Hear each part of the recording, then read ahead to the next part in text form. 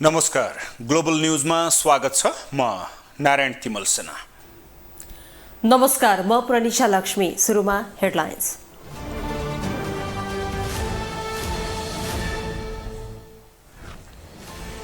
कांग्रेस केन्द्रीय समिति बैठक जारी। महामन्त्री थापाको कार्ययोजनाको प्रशंसा, आफूहरूलाई बाइपास गरेको प्रति प्रदेश सभापतिहरूको आपत्ति।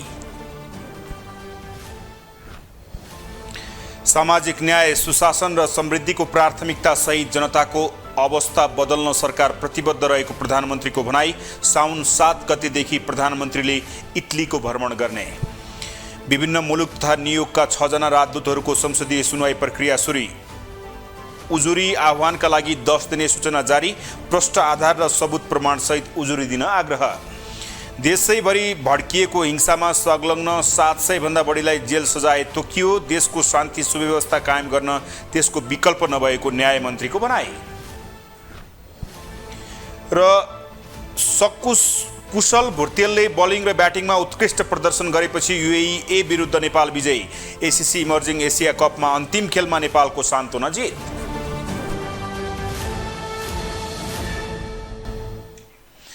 ग्लोबल न्यूज अब विस्तारमा।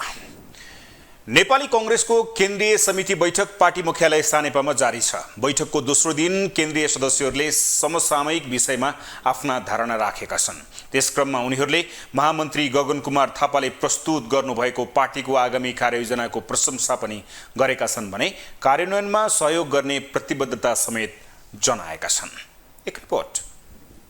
नेपाली कांग्रेसको केन्द्रीय समिति बैठकमा केन्द्रीय सदस्यहरूले समसामयिक विषयमा धारणा राखेका छन्, जस अन्तर्गत अधिकांश केन्द्रीय सदस्यहरूले महामन्त्री गगन कुमार थापाले प्रस्तुत गरेको सांगठनिक सुदृढीकरण र आगामी योजनाको प्रतिवेदनको प्रशंसा गरेका छन्। त्यस्तै महामन्त्री द्वय थापा र विश्वप्रकाश शर्माले सभापति देउबाको आलोचना गरेको विषयमा पनि केन्द्रीय सदस्यहरूले प्रश्न उठाएका छन्। खासगरी संस्थापन पक्षका केन्द्रीय सदस्यहरूले सभापति देउबाको बचाउ गर्दै महामन्त्री द्वय थापा र शर्माको आलोचना गरेका छन्। महामन्त्रीज्यूको, सहमहामन्त्रीज्यूको, हामी केन्द्रीय सदस्यज्यूहरूको त्यो काम हामी गरेनौँ। यो देशका जनताका बारेमा, यो देशका समस्याका बारेमा हामी बोलेनौँ। तर हामी कसका बारेमा बोल्यौँ? हामी हाम्रै बारेमा बोल्यौँ। नेपाली कांग्रेसलाई कसरी कमजोर बनाउने, नेपाली कांग्रेसमा आफू बाहेक अर्को कसरी नआउने परिस्थितिमा हामी गएका छौँ। त्यसैले अब यो बैठकले एकताका साथ 84लाई मिसन बनाएर हामी अगाडि बढ्नुपर्छ भन्ने मलाई लाग्छ। हाम्रो महामन्त्री गगन थापाले एउटा भाषण गरेको सुनेको थिएँ। अरूले 84 को अभियान गर्दैछ, हामी चाहिँ अब 80 वटा नै अभियान सुरु गरौँ भन्दा नि खुसी लाग्यो। यो 80 वटा अभियान थालौँ। जे छ तपाईँहरूको मन नमिलेका कुराहरू, पार्टीका कुराहरू जे छ पदाधिकारी बीचमा बसेर त्यो कुरा छलफल गर्नुहोस्।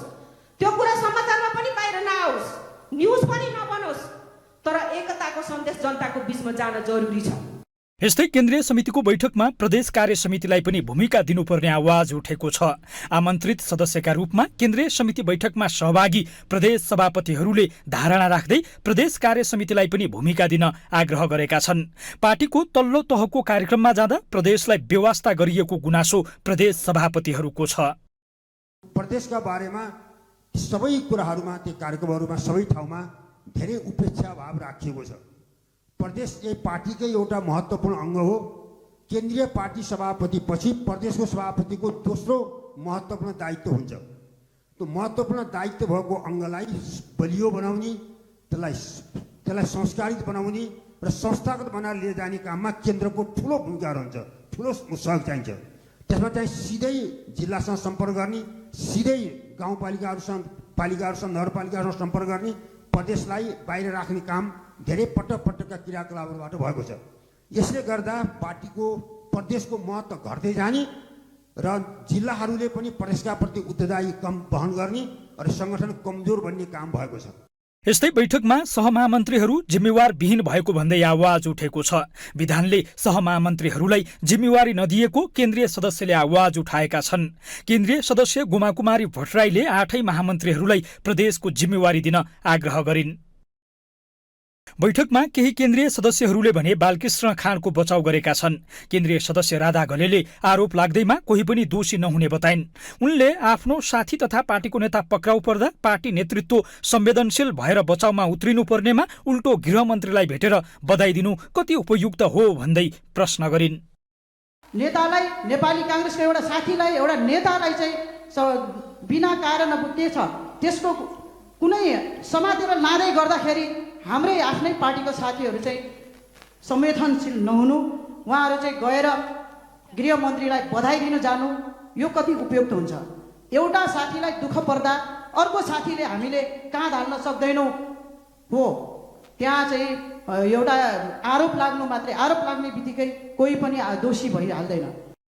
नेपाली काङ्ग्रेसले पहिलोपटक केन्द्रीय समितिको बैठक प्रत्यक्ष प्रसारण गरिरहेको छ। सभापति देउबाकै प्रस्तावमा काङ्ग्रेसले बैठकको प्रत्यक्ष प्रसारण गरेको हो। अब पालो ग्लोबल भोइसको।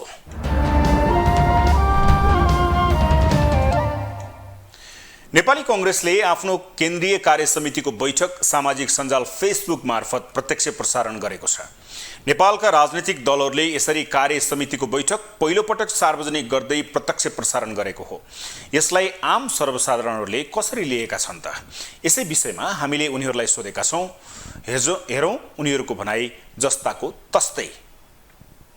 कांग्रेसले जुन आफ्नो मिटिङलाई चाहिँ प्रत्यक्ष प्रसारण गरेर देखाउनु त्यो एउटा उदाहरणीय काम हो भन्ने मलाई लागेको छ। यसरी नै हरेक पार्टीहरूले पारदर्शी रूपमा आफ्नो हरेक मिटिङ योजना, सायद आफ्ना एजेन्डाहरू र आफ्ना सदस्यहरूको हरेक कुराहरूलाई चाहिँ प्रत्यक्ष प्रसारण मार्फत आम जनताहरूमा लिएर जान सकेको खण्डमा जनताहरूलाई पनि दलहरूप्रति एउटा विश्वास र उनीहरूको एजेन्डा के छ, भविष्यको बारेमा के छ, साथै देशका निमित्त कसरी अगाडि बढ्दैछन् भन्ने कुराहरू क्लियर हुन्छ। तसर्थ हरेक पार्टीहरूले यसरी नै आफ्ना हरेक कार्यक्रमहरूलाई प्रत्यक्ष प्रसारण गरी आम जनताहरूमा लैजानु भनेको राम्रो कुरो हो र सराहनीय एउटा र उदाहरणीय कुरा पनि हो। तर हिजोको औपचारिकतामै अब एकजनाले बोल्दामै सकाउनु भयो क्यारे, त्यो चाहिँ राम्रो होइन उहाँहरूलाई। किनभने अब 15 मिनट मात्रै किन 15-20 मिनटको ठुलो अहिले छ, उनीहरूलाई केही अब अर्को चुनाव आउनु छ भने काम राम्रो गर्दै जानु पर्यो। अब अहिले भएका कति भ्रष्टाचार मुद्दाहरू जुनसुकै कोही पनि नभइकन त्यसलाई पनि उहाँहरूले पनि नङ्गाउँदै र कारबाही आफ्नो पार्टीको पनि निकालेर निष्कासन गर्नु पर्यो। अनि यो गरेकोलाई चाहिँ राम्रो मान्नु पर्यो। अब 84मा आउने चुनावमा चाहिँ उनीहरूकै पनि बुढाखाडालाई टिकट दिन्छन् भने सबैले मिलेर हराउनु पर्यो। ठिक हो, जनताको अगाडि आउनु राम्रो कुरा हो। जस बालिनको फलो गरेछ ठिक छ, यो राम्रो लाग्यो। यो त्यहाँ भएको गोप्य केही पनि भएन, सार्वजनिक भयो। त्यसो हुनाले त्यो गर्नै पर्छ, गरेकै राम्रो। उसको निर्णय चाहिँ अब धेरै सदस्य बनाउने भनेर भन्यो, त्यो त उनीहरूको क्षमतामा भर पर्छ। मानिसले पनि कतिको पत्यार गर्छ। अहिले त पार्टी भन्नेलाई पत्यारै गर्न छोडे मान्छेले। पार्टीदेखि वाक्क दिक्क भइसके। यिनीहरूले त्यो गरे, सबैले गर्नुपर्छ। सबै पार्टीहरूले आफ्नो निर्णय त्यसै गरी गर्नुपर्छ, सार्वजनिक हुने गरी गर्नुपर्छ। प्रधानमन्त्री पुष्पकमल दाहालले सरकार सामाजिक न्याय, सुशासन र समृद्धिको प्राथमिकता सहित बदलिएको व्यवस्था अनुसार जनताको अवस्था बदल्न प्रतिबद्ध रहेको बताउनु भएको छ। 61औं इन्जिनियर दिवसको अवसरमा काठमाडौँमा भएको कार्यक्रममा उहाँले सुशासनको लक्ष्य हासिल गर्न सरकारले भ्रष्टाचार विरोधी अभियानलाई तीव्रताका साथ अघि बढाइरहेको उल्लेख गर्नु भएको छ।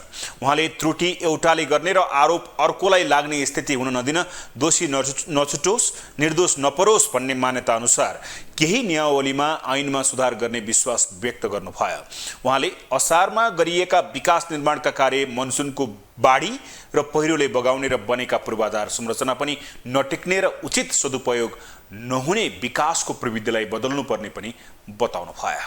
समसामयिक र सान्दर्भिक छ। विकास र पूर्वाधार बिना आर्थिक उन्नति सम्भव छैन। विकासका लागि सरकारसँग स्रोत कम त छ, त्यसैले निजी क्षेत्रको लगानी बढाउन आवश्यकता त्यत्तिकै खड्किएको छ। विकासको गति तीव्र भएपछि नै हाम्रो आर्थिक अवस्थामा सुधार आउनेछ, सबै नागरिकको मुहारमा खुसी आउनेछ। यसका लागि नेपाल सरकार र प्रधानमन्त्रीका रूपमा म स्वयं गम्भीर रूपले पहल लिइरहेको यहाँहरूसँग जानकारी गराउन चाहन्छु।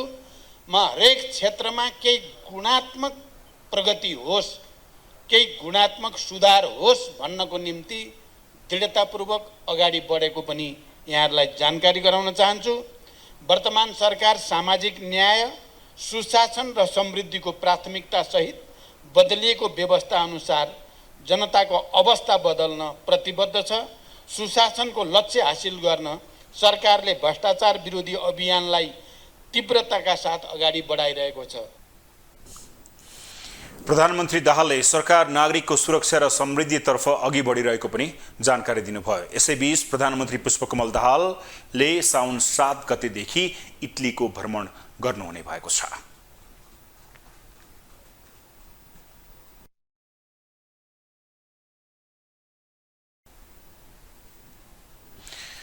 सरकारद्वारा सिफारिस गरिएका विभिन्न मुलुक तथा नियोगका 6 जना राजदूतहरूको संसदीय सुनवाई प्रक्रिया सुरु भएको छ। संसदीय सुनवाई समितिको बैठकले सरकारद्वारा सिफारिस अमेरिकाको न्युयोर्क स्थित संयुक्त राष्ट्रसङ्घको नेपाल नियोगमा आवासीय प्रतिनिधि तथा राजदूत लोकबहादुर थापा, जेनेभा स्थित संयुक्त राष्ट्रसङ्घीय नेपाली नियोगका आवासीय प्रतिनिधि रामप्रसाद सुवेदी, संयुक्त अरब इमिरेट्सका लागि राजदूतमा सिफारिस तेजबहादुर छेत्री, कुवेतका लागि प्रस्तावित राजदूत घनश्याम लम्साल, थाइल्यान्डका लागि प्रस्तावित राजदूत धन बहादुर ओली र फ्रान्सका लागि प्रस्तावित राजदूत सुधीर भट्टराईको सुनवाई गर्न उजुरी आह्वानका लागि 10 दिने सूचना जारी गर्ने निर्णय गरेको छ। सरकारले सिफारिस गरेका राजदूत तथा विभिन्न नियोगहरूका प्रतिनिधिहरूको सुनवाईका लागि प्रष्ट आधार र सबुत प्रमाण सहित उजुरी दिनका लागि 10 दिने सूचना जारी गर्ने प्रस्ताव बैठकले पारित गरेको समितिका सचिव एकराम गिरीले जानकारी दिनुभयो।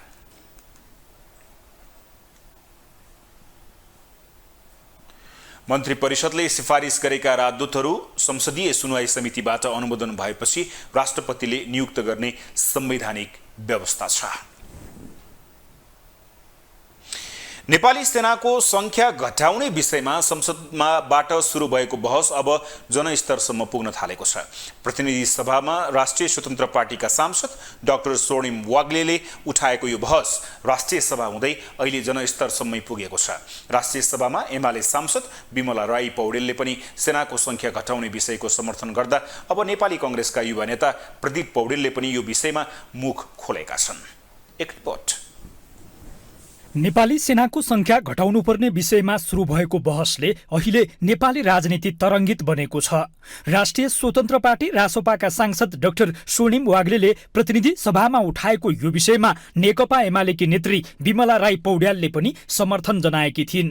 अहिले नेपाली कांग्रेसभित्रका आशालाग्दा युवा अनुहार प्रदीप पौडेलले पनि यो विषयमा मुख खोलेका छन्। उनले नेपाली सेनाको संख्या घटाउनुपर्ने आशयको अभिव्यक्ति दिएका छन्। देशलाई सेना चाहिएको हो कि शिक्षक चाहिएको हो, प्राथमिकता केमा हुनुपर्ने हो हैन। अब यो सेनाले चाहिँ के गर्न मिल्ने हो हैन, सेनाको कार्यक्षेत्र के हो हैन। यो चाहिँ अब हामीले सेना युद्ध गरेर दक्षिणतिर या चाहिँ उत्तरतिर कतै जित्ने अवस्था त छैन। आजको अवस्थामा हामीले आफ्नो टेरिटोरी जोगाउनका निम्ति सेना युद्ध गर्ने र अगाडि बढ्न त सम्भावना छैन। त्यसैले प्रभावकारी कूटनीतिबाट यस्ता कुराहरू समाधान गरिनुपर्छ। त्यसो भएपछि सेनाको काम के हो, घोडे जात्रा देखाउने मात्रै सेनाको काम हो भने त यत्रो संख्यामा किन चाहियो त। प्रतिनिधि सभामा डाक्टर स्वर्णिम वाग्लेले नेपालमा अहिलेको संख्यामा सेनाको आवश्यकता नभएको भन्दै संख्या घटाउनु पर्ने बताएका थिए। राष्ट्रिय सभामा पनि एमाले नेत्री विमला राई पौड्यालले सेनाको संख्या घटाउनु पर्ने बताएकी थिइन्। सिक्युरिटी फोर्सेस लगायत हाम्रो ब्युरोक्रेसीको आकार बारे पनि राजनीतिक सहमति नै गरेर चाहिँ हामीले ठुलै अप्रिय नै सही एउटा कदम चालेनौँ भने हामी दुर्घटना उन्मुख छौँ। मैले हिजो नेपाली सेनाका प्रमुखलाई गएर भेटेँ, किनकि बाहिर मैले पनि यो मुद्दा उठाएको थिएँ, तर उहाँकै मुखबाट मैले सुन्न चाहेँ के छ सुधारका योजनाहरू र उहाँबाट सुन्दाखेरि चाहिँ अलिक फरक ढङ्गले पनि यो डिस्कोर्सलाई हामी अगाडि लानुपर्छ जस्तो बुझेँ। 90,000को सेना द्वन्द्व अगाडि 45,000को सेनालाई 90,000 पुर्याइयो। श्रीलङ्काले धान्न नसकेर एकैचोटि 1/3 चाहिँ काट्यो भनेर गत समाचार आएपछि मैले पनि पब्लिकली यसबारेमा हामीले पनि रिफर्म सुरु गर्ने हो कि भने, तर उहाँ सम्बन्धित अथोरिटीसँगै कुरा बुझौँ भनेर हिजो मैले भेटेँ। रक्षा मन्त्रालयलाई यति धेरै 80,000 कि 90,000 कति सेना चाहिन्छ कि चाहिँदैन पुनरावलोकन गरौँ। हाम्रो देशभित्र अहिले लडाइँ छैन, अनि छिमेकीबाट लडाइँ हुने सम्भावना देखिँदैन, भइहाले पनि हामी टिक्न सक्ने अवस्था देखिँदैन। सीमा सुरक्षा गर्नको लागि राम्रोसँग यसले कम्युनिकेट पनि गर्न सक्दैन, सुरक्षा गर्ने त परै जाओस् भनेदेखि यस्तो मन्त्रालयलाई पाल्ने कि नपाल्ने 80-90,000 सेना हामीलाई चाहिन्छ कि चाहिँदैन, यही प्रश्नसहित मैले आफ्नो खर्च कटौतीको प्रस्ताव राखेको। प्रतिनिधि सभा र राष्ट्रिय सभामै सेनाको संख्या घटाउनुपर्ने आवाज उठेपछि नागरिक स्तरमा पनि यो विषयमा अनेक टीका टिप्पणी भइरहेका छन्। विश्लेषक अरुण सुवेदी सेनाको संख्या घटाउने विषय राष्ट्रको हितमा नहुने बताउँछन्। र भारतले यति सेना चाहिँ नेपाल लक्षित गरेर उसले चाहिँ तैनाती गरेका छ भनेर त्यसलाई काउन्टर गर्न सक्ने सेना त हामीहरूमा कम्तीमा हुनु पर्यो नि त। त्यो अध्ययन गर्नुभएको छ माननीयजीहरूले, PhD इकोनोमिक्समा गर्नुभयो होला, अर्थ केहीमा गर्नुभयो होला। 8-10 वर्ष म पनि त मिलिटरीको डिफेन्स कलेजमा जियो पोलिटिक्स र इन्टरनेसनल पोलिटिक्सको क्लास लिएकै मान्छे हुँ, स्टाफ कलेजमा पनि कहिलेकाहीँ पढाएकै मान्छे हुँ। त्यसलाई अध्ययन गर्नु परेन? त्यसो त नेपाली सेनाको संख्या घटाउनुपर्ने आवाज पहिले पनि नउठेका होइनन्। देश चरम आर्थिक संकटमा पुग्न लागेको विश्लेषण भइरहेका बेला अहिले उठेको सेनाको संख्या घटाउने विषयको भने चर्को आलोचना भइरहेको छ। ग्लोबल टेलिभिजनका लागि कैलाश कठायत, काठमाडौँ। शिक्षा विज्ञान तथा प्रविधि मन्त्री अशोक कुमार राईले विश्वविद्यालयबाट राजनीतिक दलका भातृ संगठनहरूलाई बन्देज गर्न नसकिने बताएका छन्। शिक्षा, स्वास्थ्य तथा सूचना प्रविधि समितिको बैठकमा उनले विश्वविद्यालयबाट भातृ संगठनलाई बन्देज नै लगाउने अवस्था संवैधानिक कानूनी प्रावधानले नदिने भए पनि निश्चित किसिमको आचार संहितामा बाँध्न सकिने बताएका छन्। उनले विद्यार्थी युनियनहरू के गर्न पाउने के नपाउने भन्ने कुरा कानूनमा नै आचार संहिता तय गर्नुपर्ने उल्लेख गरेका थिए। उनले यस्ता कार्यलाई रोक्न राजनीतिक दलहरूले पनि आफ्ना भातृ संगठनहरूलाई सचेत गराउनु पर्ने र सरकारले पनि आचार संहिता लागू गर्नुपर्ने बताएका छन्।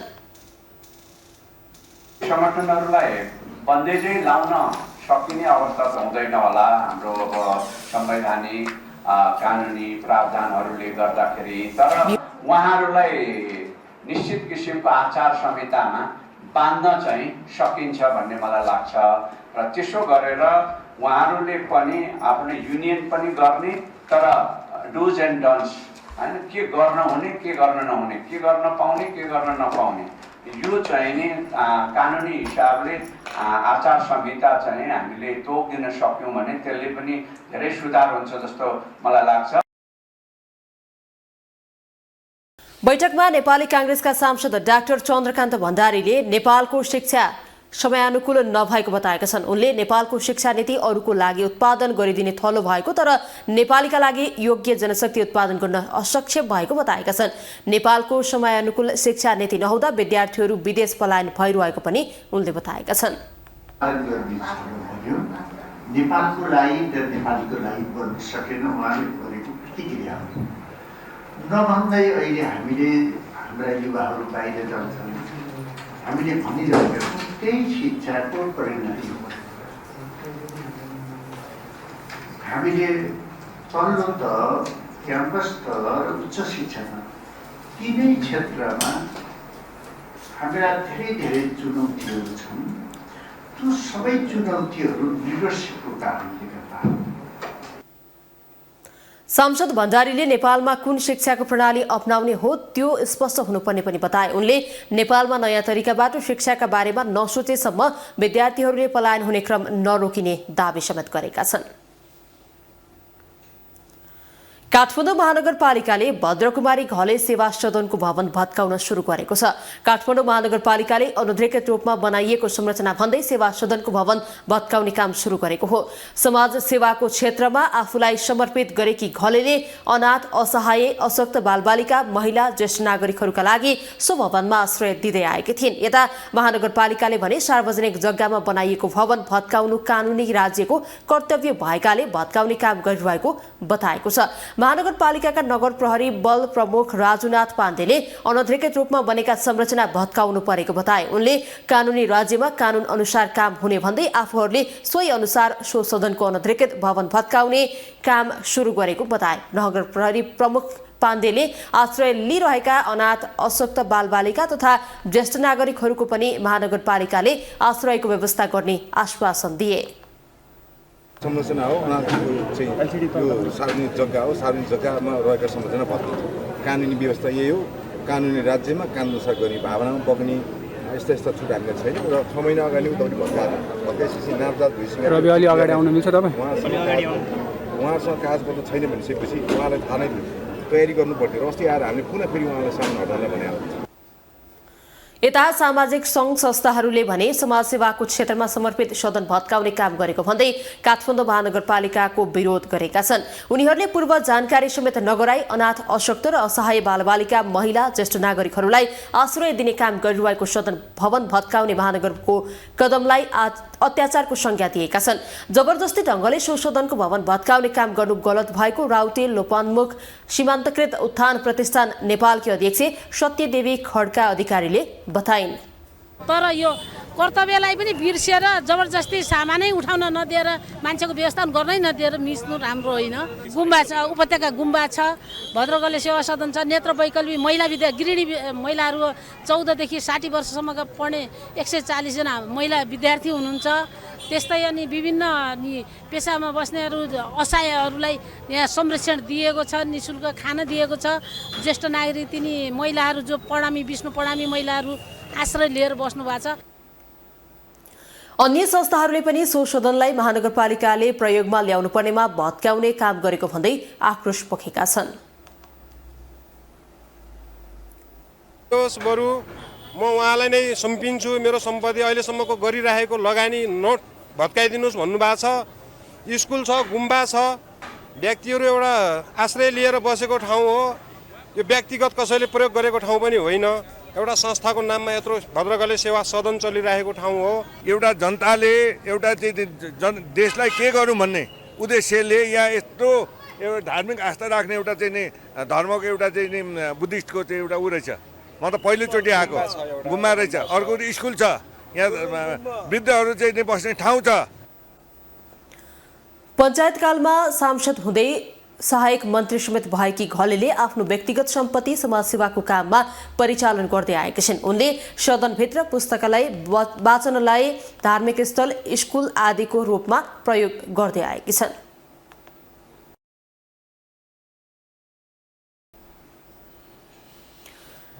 ल्यान्डफिल साइड क्षेत्रका प्रभावित स्थानीयवासी र शहरी विकास मन्त्रालय बीचको बैठक बिना निष्कर्ष सकिएको छ। 3 दिनदेखि सिसडोल ल्यान्डफिल साइड क्षेत्रका प्रभावित स्थानीय काठमाडौँ उपत्यकाको फोहोर व्यवस्थापन गर्ने शहरी विकास मन्त्री सीता गुरुङको पहलमा बसेको बैठक बिना निष्कर्ष सकिएको हो। काठमाडौँ महानगरका प्रतिनिधिको सहभागिता नभएकोले छलफल निष्कर्षमा पुग्न नसकेको ल्यान्डफिल साइड प्रमुख रविन्द्र बोहराले बताएका छन्। उनले बन्सरी डाँडामा फोहोर व्यवस्थापन कसरी गर्न सकिन्छ र फोहोरबाट फैलिएको दुर्गन्धलाई कसरी न्यूनीकरण गर्न सकिन्छ भन्ने विषयमा प्रारम्भिक छलफल मात्रै भएको बताएका छन्। बस्न सम्भव छैन यो हामीले थाहा भएकै विषय हो। त्यसैले त्यो अति प्रभावित क्षेत्रहरूको स्थानीय बासिन्दाहरूलाई मुआवजा दिएर उहाँहरूलाई स्थानान्तरण गर्नको लागि हामीले EIA गर्न भोलिदेखि नै त्यहाँ प्राविधिक खटाउँदैछौँ। त्यसपछि त्यो रिपोर्ट प्राप्त भइसकेपछि त्यस्तै ककनी गाउँपालिका वडा नम्बर 3 का वडा अध्यक्ष धनराज बजगाईले अव्यवस्थित रूपमा फालिएको फोहोर व्यवस्थापन नगरेसम्म काठमाडौँ उपत्यकाको फोहोर ल्यान्डफिल साइडमा जान नदिने बताएका छन्।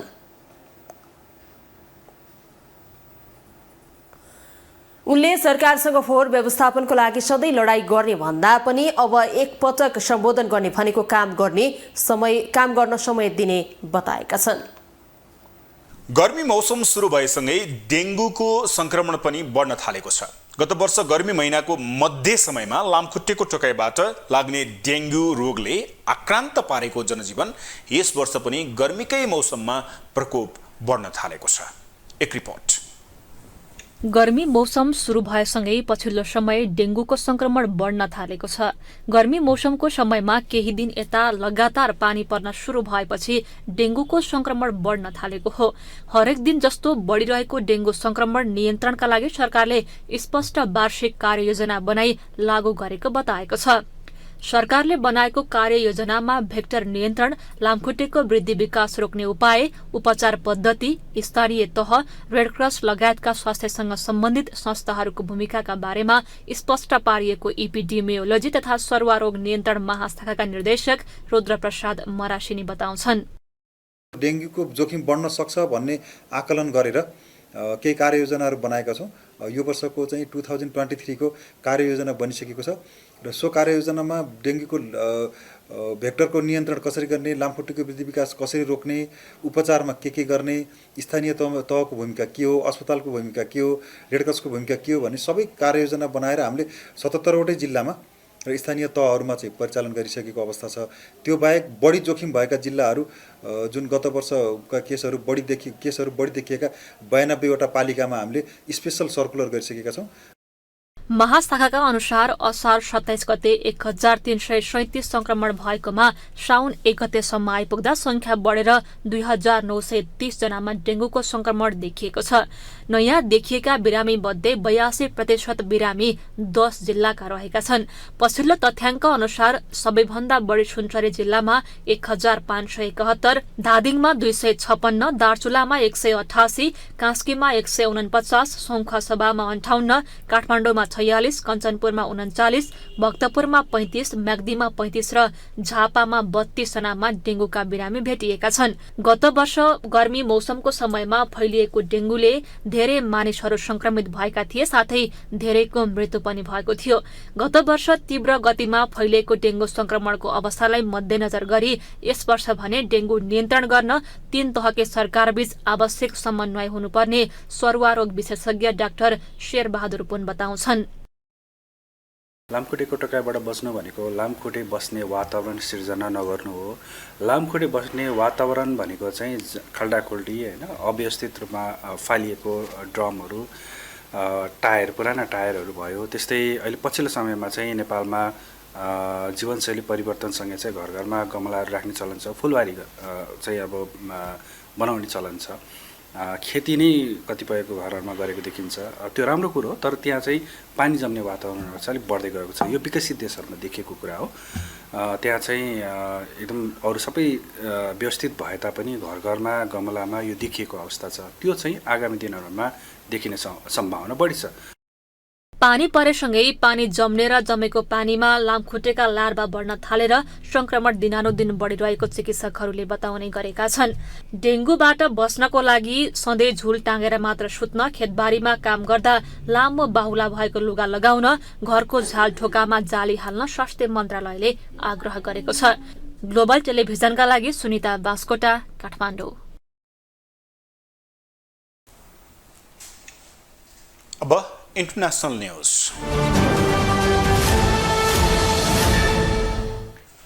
फ्रान्समा गत महिनाको अन्त्यमा भएका दंगामा 700 भन्दा बढीलाई जेल सजाय सुनाइएको छ। गत जुन 27 मा एक प्रहरी अधिकारीले 17 वर्षका एक फ्रान्सेली अल्जेरियन किशोरलाई गोली हानेपछि देशैभर हिंसा भड्किएको थियो। देशमा शान्ति सुव्यवस्था कायम गर्न भन्दै न्यायमन्त्री एरिक डुम्पोन्ड मेरेन्टीले करिब 600 जनालाई पहिले नै जेल पठाएका छन्। एक रिपोर्ट।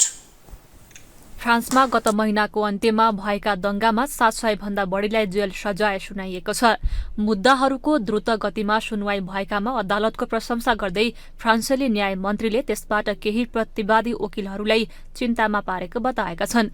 बुधबारसम्म 1278 निर्णय सुनाइएकामा 95% भन्दा बढी प्रतिवादीहरू तोडफोड, चोरी, आगजनी वा प्रहरी अधिकारीहरूलाई आक्रमण गर्ने अभियोगमा दोषी ठहरिएको उनले बताएका छन्। न्याय मन्त्री एरिक डुपन्डो मोरेटीका अनुसार करिब 600 जनालाई पहिले नै जेल पठाइसकेको छ। देशमा शान्ति सुव्यवस्था कायम गर्न भन्दै त्यस्तो गर्नुको विकल्प नरहेको उनको भनाइ छ।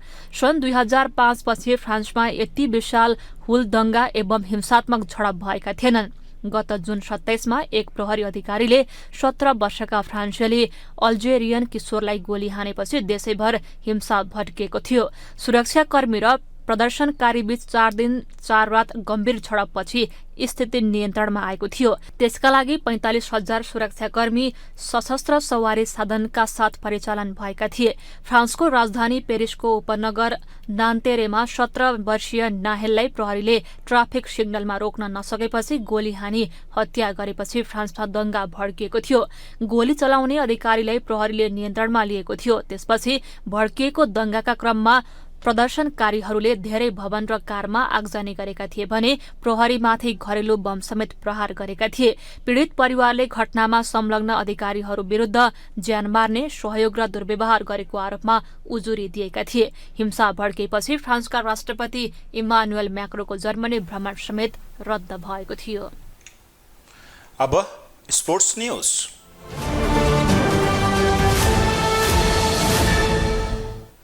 व्यावसायिक फुटबल खेल्न इजरायल जान लागेकी नेपाली महिला राष्ट्रिय फुटबल टोलीकी गोल मिसन सावित्रा भण्डारीलाई बिदाई गरिएको छ। सावित्रा इजरायलको क्लब हापोएल रानाबाट लिग खेल्नका लागि इजरायल जान लागेकी हुन्। सावित्रा अगस्त 1 मा इजरायल जानेछिन्। एक रिपोर्ट। व्यावसायिक फुटबल खेल्न इजरायल जान लागेकी नेपाली महिला राष्ट्रिय फुटबल टोलीकी फरवार्ड सावित्रा भण्डारी साम्बालाई बिदाई गरिएको छ। बुधबार युवा तथा खेलकुद मन्त्रालयमा एक कार्यक्रम आयोजना गरी उनलाई बिदाई गरिएको हो। साम्बा इजरायलको क्लब हापोएल रानानबाट युरोपमा लिग खेल्दैछन्। आजै बिदाई गरिए पनि साम्बा अगस्त 1 मा मात्रै इजरायल प्रस्थान गर्नेछिन्। विदाई कार्यक्रममा युवा तथा खेलकुद मन्त्री डिक बहादुर लिम्बू, अखिल नेपाल फुटबल संघ इन्फाका अध्यक्ष पंकज विक्रम नेम्बाङ, नेपालका लागि इजरायली राजदूत हनान गोदार उपस्थित रहेका थिए। कार्यक्रममा बोल्दै मन्त्री लिम्बूले सावित्रा नेपालले फुटबलमा ठूलो सम्भावना बोकेकी खेलाडी रहेको भन्दै इजरायलमा पनि राम्रो खेल प्रदर्शन गर्न शुभकामना दिए। अब सावित्रा बहिनी चाहिँ अब नेपालको फुटबल इतिहासमा राम्रो दखल राख्ने एउटा खेलाडीको रूपमा चाहिँ स्थापित व्यक्तित्व हो। उहाँको खेल जीवन अझ वृद्धि विकास होस्, अझ अगाडि बढोस् र नेपालको नेतृत्व गर्न सक्षम हुनुहोस् भन्ने कुरा म शुभकामना व्यक्त गर्न चाहन्छु। त्यसको निमित्त अब इजरायलको चाहिँ क्लबमा अनुबन्ध भएर युरोपियन लिगमा खेल्ने जुन अवसर प्राप्त गर्नुभएको छ, यो अवसरलाई चाहिँ नेपालको फुटबल खेलको विकासको लागि पनि प्रयोग गर्न सक्ने क्षमता विकास गर्नुहोस् र आफ्नो कला प्रदर्शन गरेर थप अगाडि बढ्न सक्ने परिस्थिति निर्माण गर्नुहोस् भन्ने शुभेच्छा व्यक्त गर्न चाहन्छु। त्यस्तै अखिल नेपाल फुटबल संघ इन्फाका अध्यक्ष पंकज विक्रम नेम्बाङले समेत नेपाली खेलाडी युरोपका क्लबहरूमा खेल्न पाउनु खुसीको कुरा रहेको बताए। विदाई कार्यक्रममा बोल्दै नेपालका लागि इजरायली राजदूत हनान गोदारले इजरायली क्लबमा नेपाली खेलाडी भित्र्याउनु ऐतिहासिक क्षण भएको र सावित्राको खेल हेर्न आतुर रहेको प्रतिक्रिया दिए। उनले खेलकुदले दुई देशबीचको सम्बन्धलाई थप प्रगाढ बनाउनेमा विश्वास व्यक्त गरे। I'm very happy to be here because today is very, very historic, and we are here to wish you goodbye, safe journey, all the success, and you are bringing sport, you are bringing Nepal, you are bringing all these good things that you are doing here to Israel and to European League. And Hapoel Ra'anana is a wonderful team. I already been in touch with the organizer there, with the team, and everybody is waiting for you in Israel. विदाई कार्यक्रममा बोल्दै forward भण्डारीले यति छोटो समयमा कल्पना नगरेको सम्मान पाएको बताइन्। उनले एसियाबाट युरोपमा लिग खेल्न जाँदै गर्दा आफूसँग चुनौती भए पनि त्यसलाई स्वीकार्न तयार र आफूले दक्षिण एसियामा आफूलाई प्रमाणित गरिसकेको र युरोपमा हुने लिगमा पनि अन्तिमसम्म नै प्रमाणित गर्न लागि पर्ने बताइन्। साथै उनले आफ्नो यो यात्रा भावी पुस्ताका लागि र महिला फुटबलरहरूलाई हेर्ने दृष्टिकोण बदल्न आवश्यक रहेको बताइन्। मन्त्रालयबाट अब मन्त्रीज्यूबाट यो खालको शुभकामना, त्यहीमाथि अब हाम्रो चाहिँ एन्फाको प्रेसिडेन्ट आउनुभएको छ र त्यस्तै हाम्रो चाहिँ इजरायल एम्बेसीबाट आउनुभएको छ सर, रेस्पेक्टेड सर, उहाँको परिवार, उहाँहरूबाट चाहिँ यो खालको माया, यो खालको चाहिँ सम्मान, यो खालको विदाई चाहिँ मैले एक्सपेक्ट गरेको थिइनँ। इभन एसियालीबाट चाहिँ एउटा छुट्टै स्टेपमा छु, म युरोपको लिग खेल्दैछु, यसको लागि मेरो लागि च्यालेन्ज छ र च्यालेन्जलाई चाहिँ म सहजै स्वीकार्न तयार छु र जति पनि मैले चाहिँ एसियन लेभलमा मैले चाहिँ साउथ रिजनमा मैले आफूलाई प्रुभ गरेको छु, पक्कै पनि यो मेरो लागि चाहिँ टफ हुनेछ र यो इक्जामको लागि चाहिँ मेरो फर्स्ट स्टेप हो। र फाइनल एक्जामसम्म चाहिँ म आफूलाई चाहिँ तयार राख्नेछु। पक्कै पनि आम नेपाली फुटबल फ्यान्स र हाम्रो महिला फुटबललाई हेर्ने दृष्टिकोण चाहिँ भोलिको दिनमा चाहिँ फरक तरिकाको चाहिँ बनाउने चाहिँ मैले कोसिस गर्नेछु। यसअघि हापोएल रानानले सावित्रासँग सम्झौता गरेको थियो। एसियाली भूमिमा पर्ने भए पनि इजरायल युरोपेली महादेशको फुटबल महासङ्घमा सदस्य छ। घरेलु फुटबलमा विभागीय टोली एपिएफबाट खेल्ने सावित्राले भारतीय महिला लिगमा 2 फरक क्लबबाट खेल्दै 3 पटक उपाधि जितिसकेकी छन्। केही समय अघि समाप्त भारतीय महिला लिगमा उनले गोकुलम केरलाबाट खेल्दै उपाधि जितेकी थिइन्, जहाँ उनी 29 गोल गर्दै सर्वाधिक गोलकर्ताको अवार्ड जित्न समेत सफल भएकी थिइन्। यसअघि उनले सेतु एफसी र गोकुलम केरलाबाटै लिग उपाधि जितेकी थिइन्। नेपाल मात्र नभएर दक्षिण एसियाकै उत्कृष्ट स्ट्राइकर मध्ये एक रहेकी सावित्राले लामो समयदेखि युरोपमा खेल्ने सपना बुनेको सावित्राको एक सपना पूरा भएको छ। ग्लोबल टेलिभिजन एसडीका लागि खेलकुद ब्युरोको रिपोर्ट। कुशल भुर्तेलको 6 विकेट तथा शानदार अर्धशतकको मद्दतमा नेपालले एसीसी इमर्जिङ टिम्स एसिया कपमा आफ्नो अन्तिम खेलमा युएईलाई पराजित गरेको छ। श्रीलङ्कामा भएको खेलमा नेपालले युएईलाई 3 विकेटले पराजित गरेको हो। युएईले दिएको 158 रनको लक्ष्य नेपालले 23 ओभरमा 7 विकेट गुमाएर पूरा गर्यो। प्रतियोगिताबाट यसअघि नै बाहिरिसकेको नेपाल सान्तोना जितका साथ घर फर्किने भएको छ भने पराजित युएई रित्तो हात घर फर्किने भएको छ। एक रिपोर्ट। श्रीलङ्कामा जारी एसीसी मेन्स इमर्जिङ कप प्रतियोगिताबाट बाहिरिएको नेपालले अन्तिम खेलमा शानदार जित दर्ता गरेको छ। श्रीलङ्काको पिसारा ओभल मैदान कोलम्बोमा भएको खेलमा नेपालले युएईलाई 3 विकेटले पराजित गरेको हो। टस हारेर ब्याटिङको मौका पाएको नेपालले युएईले दिएको 158 रनको विजय लक्ष्य नेपालले 23 ओभरमा 7 विकेटको क्षतिमा भेट्टाउँदै शानदार सान्तोना जित निकालेको हो। नेपालको जितमा कुशल भुर्तेलले दोहोरो भूमिका निभाए। अलराउन्डर प्रदर्शन गरेका भुर्तेल एक्लैले बोलिङमा 6 विकेट लिए भने ब्याटिङमा 71 रन बनाएका थिए। बोलिङ र ब्याटिङमा शानदार प्रदर्शन गरेका Kushal Bhurtel player of the match चुनिए। नेपालको जितमा नायकी भूमिका खेलेका ओपनर कुशल भुर्तेलले 43 बलमा 71 रनको शानदार अर्धशतक बनाएका थिए। भुर्तेलले 9 चौका र 4 छक्का प्रहार गरेका थिए। उनका अलावा सन्दीप जोरा र देव खनालले समान 24-24 रन बनाएका थिए। युएईका लागि मोहम्मद फुजुरिद्दिहनले 5 तथा मोहम्मद जगदुल्लाहले 2 विकेट लिएका थिए। त्यसअघि टस जितेर पहिले ब्याटिङ गरेको युएई 44 ओभरमा 157 रन बनाउँदै अल आउट भएको थियो। युएईका लागि लवप्रीत सिंहले 42 बलमा 52 रनको अर्धशतकीय इनिङ खेलेका थिए। सिंहले 6 चौका र 1 छक्का प्रहार गरेका थिए। इथान डी सोजाले 18 रन बनाउँदाको अवस्थामा भल थापाले 16 रन बनाएका थिए। नेपालका लागि कुशल भुर्तेलले 10 ओभरमा 40 रन खर्चिएर 6 विकेट लिएका थिए। राष्ट्रिय टिमबाट भुर्तेलले एकै इनिङमा लिएको यो सर्वाधिक विकेट हो। श्याम ढकालले 2 तथा कुशल मल्ल र पवन सराफले समान 1-1 विकेट लिएका थिए। यसअघि समूह बीमा रहेका नेपाल र युएई दुवै समूह चरणबाट बाहिरिसकेका थिए। नेपालले सान्तोना जित हात पारेको हो। युएई जितविहीन रूपमा प्रतियोगिताबाट बाहिरिएको हो। नेपाल पहिलो खेलमा पाकिस्तान एसँग 4 विकेट र दोस्रो खेलमा भारत एसँग 9 विकेटले पराजित भएको थियो। युएई भारतसँग 8 र पाकिस्तानसँग 184 रनले पराजित भएको थियो। नेपाल र युएई रहेको समूहबाट भारत र पाकिस्तान सेमिफाइनल पुगिसकेका छन्। सेमिफाइनल खेल 21 जुलाईमा हुनेछ। सेमिफाइनलमा 2 विजेताहरू उपाधिका लागि भिड्नेछन्। फाइनल खेल 23 जुलाईमा हुनेछ। ग्लोबल टेलिभिजन एसडीका लागि खेलकुद ब्युरोको रिपोर्ट। ग्लोबल न्यूजको अन्त्यमा हेडलाइन्स पुनः एकपटक।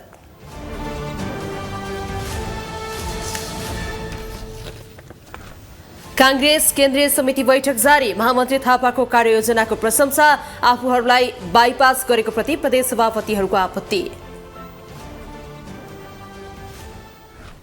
सामाजिक न्याय, सुशासन र समृद्धिको प्राथमिकता सहित जनताको अवस्था बदल्न सरकार प्रतिबद्ध रहेको प्रधानमन्त्रीको भनाई। साउन 7 गतेदेखि प्रधानमन्त्रीले इटालीको भ्रमण गर्ने। विभिन्न मुलुक तथा नियोगका 6 जना राजदूतहरूको संसदीय सुनवाई प्रक्रिया सुरु। उजुरी आह्वानका लागि 10 दिने सूचना जारी। प्रष्ट आधार र सबुत प्रमाण सहित उजुरी दिन आग्रह। फ्रान्समा देशैभरि भड्किएको हिंसामा संलग्न 700 भन्दा बढीलाई जेल सजाय तोकियो। देशको शान्ति सुव्यवस्था कायम गर्न त्यसको विकल्प नभएको न्याय मन्त्रीको भनाई। र कुशल भुर्तेलले बलिङ र ब्याटिङमा उत्कृष्ट प्रदर्शन गरेपछि युएई विरुद्ध नेपाल विजयी। एसिसी इमर्जिङ एसिया कपमा अन्तिम खेलमा नेपालको सान्तुना जित।